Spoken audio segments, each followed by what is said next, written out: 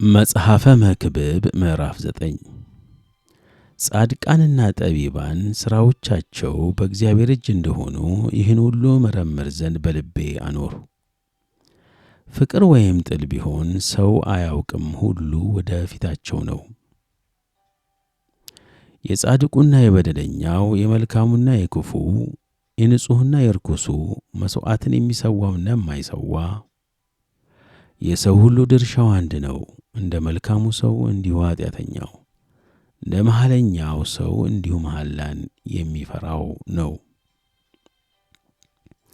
አንድ ድርሻ ሁሉን እንዲያገኝ ከፀሐይ በታች በተደረገው ሁሉ ይህ ነገር ክፉ ነው። ደግሞም የሰው ልጆች ልብ ክፋትን ትሞላለች፣ በሕይወታቸውም ሳሉ እብደት በልባቸው ነው። ከዚህም በኋላ ወደ ሙታን ይወርዳሉ። ያልሞተ ውሻ ከሞተ አንበሳ ይሻላልና ሰው ከሕያዋን ሁሉ ጋር በአንድነት ቢኖር ተስፋ አለው። ሕያዋን እንዲሞቱ ያውቃሉና ሙታን ግን አንዳች አያውቁም። መታሰቢያቸውም ተረስቶአልና ከዚህ በኋላ ዋጋ የላቸውም። ፍቅራቸውና ጥላቸው ቅናታቸውም በአንድነት ጠፍቶአል። ከፀሐይ በታችም በሚሠራው ነገር ለዘላለም ዕድል ፈንታ ከእንግዲህ ወዲህ የላቸውም። እግዚአብሔር ሥራህን ተቀብሎታልና ሂድ፣ እንጀራህን በደስታ ብላ፣ የወይን ጠጅህንም በተድላ ጠጣ። ሁልጊዜ ልብስህ ነጭ ይሁን፣ ቅባትም ከራስህ ላይ አይታጣ።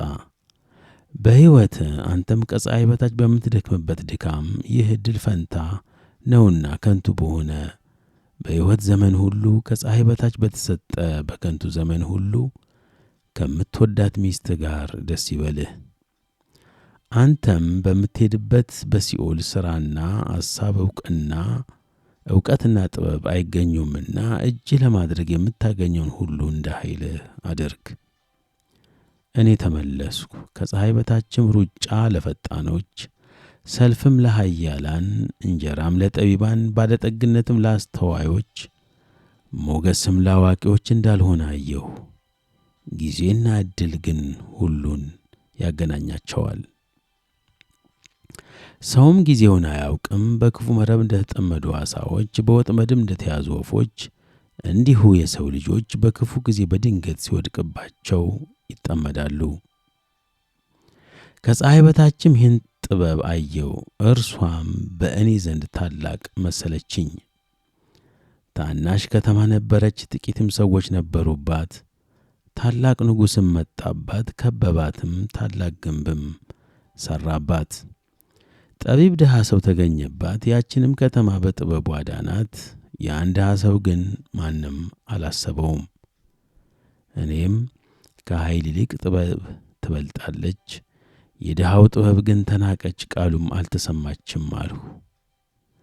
በሰነፎች መካከል ከሚጮህ ከገዢ ጩኸት ይልቅ የጠቢባን ቃል በጸጥታ ትሰማለች። ከጦር መሣሪያዎች ይልቅ ጥበብ ትሻላለች። አንድ ኃጢአተኛ ግን ብዙ መልካምን ያጠፋል።